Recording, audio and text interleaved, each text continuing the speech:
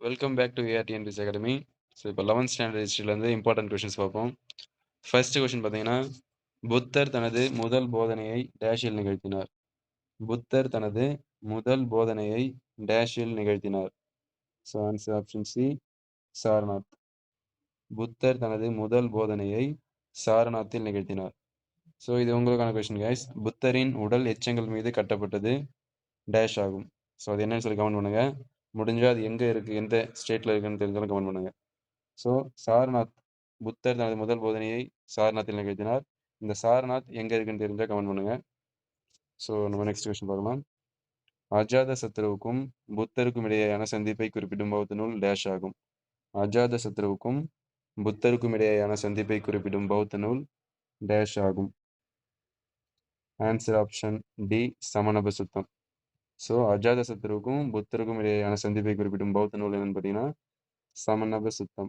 இந்த சமணப சுத்தம் இடத்துல சமணபல சுத்தா அப்படின்னு சொல்லுவாங்க. ஸோ சமணப சுத்தா அப்படின்னு சொல்லுவாங்க.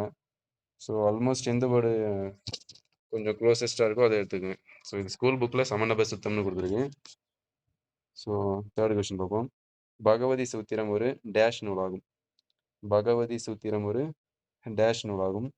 ஸோ ஆன்சர் ஆப்ஷன் பி, சமணம் சார்ந்த நூலாகும். பகவதி சூத்திரம் ஒரு சமணம் நூலாகும். So fourth question. டேஷ் வேளாண்மை முறையை மேம்படுத்தியதில் முக்கிய பங்காற்றியது. டேஷ் வேளாண்மை முறையை மேம்படுத்தியதில் முக்கிய பங்காற்றியது. ஸோ ஆன்சர் ஆப்ஷன் ஏ, இரும்பு. இரும்பு வேளாண்மை முறையை மேம்படுத்தியதில் முக்கிய பங்காற்றியது. ஸோ இது உங்களுக்கான கொஸ்டின் கேஸ். மனிதன் அறிந்த முதல் உலோகம் எது? ஸோ அதாவது மனிதன் முதலில் கண்டுபிடித்த உலோகம் எதுன்னு தெரிஞ்ச கமெண்ட் பண்ணுங்க. ஸோ லாஸ்ட் கொஸ்டினில் கேட்டிருந்தேன், சிந்து சமவெளி மக்கள் அறிந்திராத உலோகம் மற்றும் விலங்கு எதுன்னு சொல்லி கேட்டிருந்தேன். ஸோ அறிந்திராத உலோகம் வந்து இரும்பு. ஸோ குதிரையின் பயணம் உங்களுக்கு தெரியாது. ஸோ அதேமாதிரி சிந்து சமவெளி மக்கள் வந்து யாருடைய படையெடுப்பின் காரணமாக அழிஞ்சிருந்தாங்க அப்படின்னு சொல்லி கேட்டேன். அந்த படையெடுத்தவர்கள் எந்த பகுதியிலிருந்து வந்தவங்க அப்படின்னு சொல்லி கேட்டிருந்தேன். ஸோ சிந்துவெளி மக்கள் வந்து ஆரியர்களின் படையெடுப்பால் தான் அழிஞ்சாங்க. ஸோ ஆரியர்கள் வந்து வலிமையான இரும்பாலான ஆயுதங்களையும் ஸோ வேகமாக ஓடக்கூடிய குதிரையும் வைத்திருந்ததுனால ஸோ ஈஸியாக ஜெயிச்சிட்டாங்க. ஸோ நம்மளுடைய சிந்து சமவெளி மக்களுக்கு ஸோ இரும்பின் பயனும் குதிரையின் பயனும் தெரியாது. அதேமாதிரி ஆரியர்கள் வந்து மத்திய ஆசியாவிலேருந்து வந்தாங்க. So okay. So next question பார்க்கலாம். வட இந்தியாவில் 16 மகா ஜனபதங்களில் வலிமை படைத்ததாக வளர்ந்த அரசு டேஷ் ஆகும். வட இந்தியாவில் 16 மகா ஜனபதங்களில் வலிமை படைத்ததாக வளர்ந்த அரசு டேஷ் ஆகும். So answer option C, Magadha ஆகும். வட இந்தியாவில் 16 மகா ஜனபதங்களில் வலிமை படைத்ததாக வளர்ந்த அரசு மகதம் ஆகும்.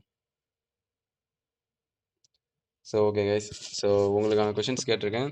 ஸோ புத்தரின் உடல் எச்சங்கள் மீது கட்டப்பட்டது டேஷ் ஆகும். ஸோ அது எங்கே இருக்குன்னு முடிஞ்சால் கமெண்ட் பண்ணுங்கள். அதேமாதிரி புத்தர் தனது முதல் போதனை நிறுத்திய சாரநாத் வந்து எந்த ஸ்டேட்டில் இருக்குன்னு தெரிஞ்சாலும் கமெண்ட் பண்ணுங்கள். ஸோ இதுக்கான ஆன்சர்ஸ்லாம் அப்கமிங் வீடியோஸில் நான் போஸ்ட் பண்ணுறேன். So okay guys, stay tuned.